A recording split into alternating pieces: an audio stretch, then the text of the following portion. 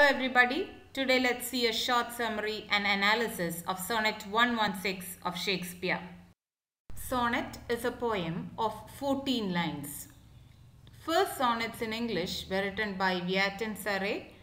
Now there are two types of sonnets which are commonly discussed. They are Italian sonnet and English sonnet or Shakespearean sonnet.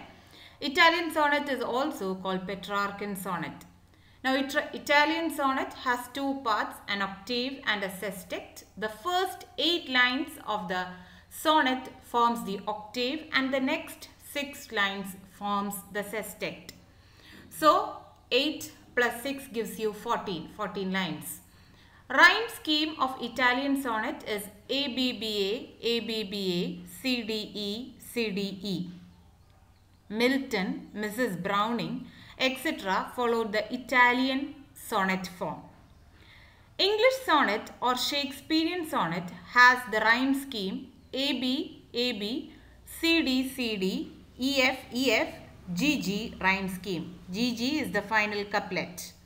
Shakespeare, Spenser, Drayton, etc. followed English sonnet or Shakespearean sonnet form. Shakespeare wrote about 154 sonnets. 154 sonnets. Now let's have a look at the sonnet first. Sonnet 116 by Shakespeare. Let me not to the marriage of true minds admit impediments. Love is not love which alters when its alteration finds, or bends with the remover to remove. Oh no, it's an ever fixed mark that looks on tempests and is never shaken. It is the star to every wandering bark, whose worth's unknown, although his height be taken. Love is not time's fool, though rosy lips and cheeks within his bending sickle's compass come. Love alters not with his brief hours and weeks, but bears it out even to the edge of doom. If this error and upon me proved, I never writ, nor no man ever loved. So let's look at the rhyme scheme. Minds, finds, the first and third line rhyming. Minds, finds. Now the alternate lines rhyme with each other. Let's see it if it's true. First and third line, minds, finds. Second and fourth line, love, remove. Fifth and seventh line, mark, bark. Sixth and eighth line ends with shaken, taken. So likewise, the entire poem, the alternate lines rhymes with each other.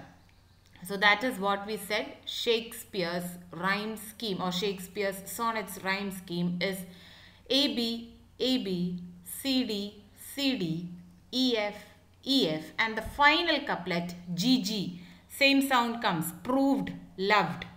Okay, so that is the rhyme scheme of Shakespearean sonnet. Now let's move on to an analysis and summary of the sonnet. The sonnet begins with a promise that the poet will not accept any kinds of obstacles in the marriage of true loving minds. Let me not to the marriage of true minds admit impediments. I am not ready to accept any sort of impediments standing in the way of the marriage of true minds. Okay, impediments means obstacles. I am not going to accept any kind of obstacles in the marriage of true minds. And he continues to say, love is not love which alters when it alteration finds. So there are nothing is going to be constant. There are many things that is going to change. And if love also changes with such alterations, then it can be understood that that love is not true love. Situations changes in life, circumstances changes in life, but true love should remain firm and as it is. It should not change with the changing circumstances.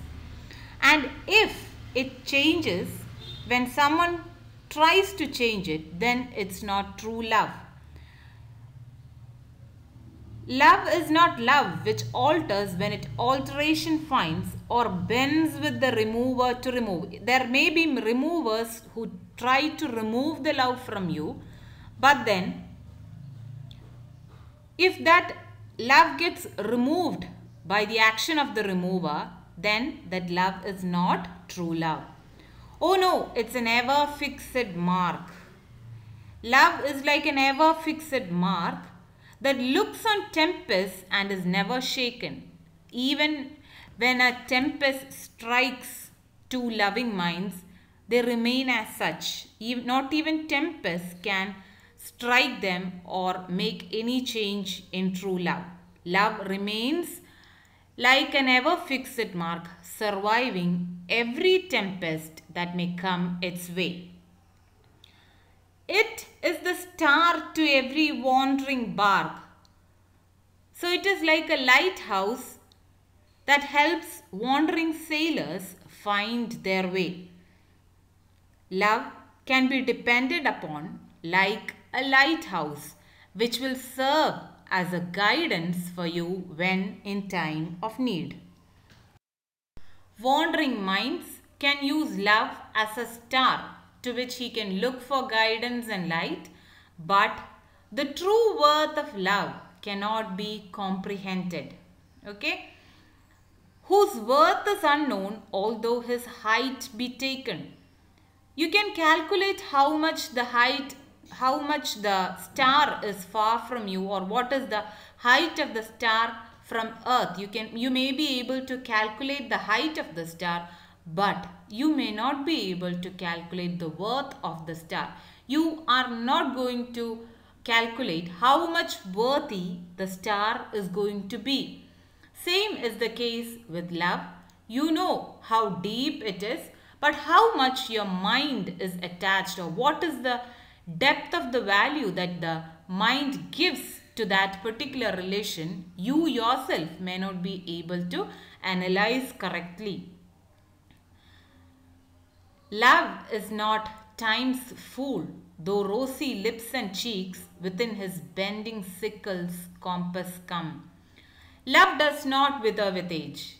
Time and age may deprive you of your beauty and energy.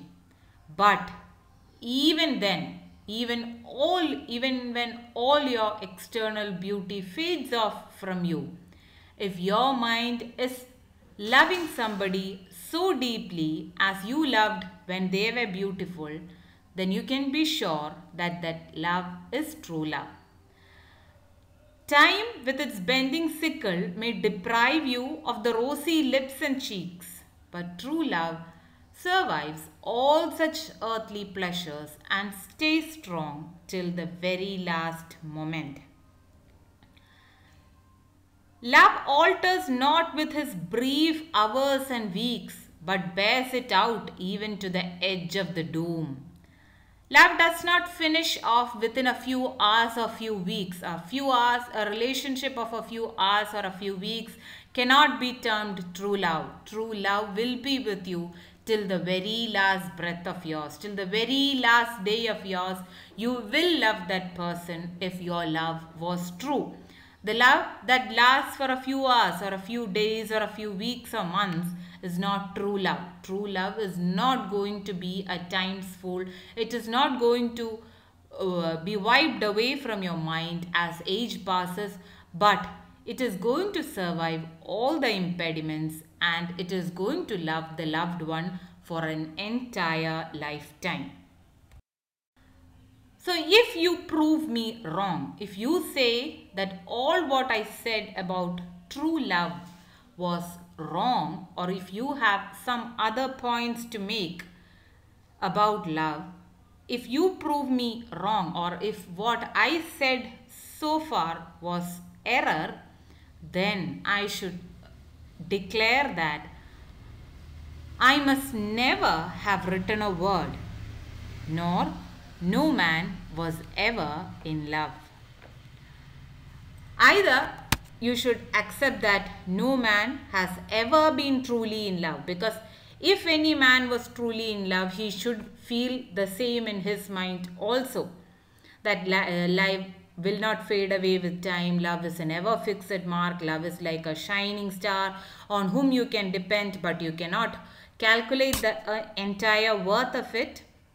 If you don't feel all this as true, either I have not written a word or that you were never in love.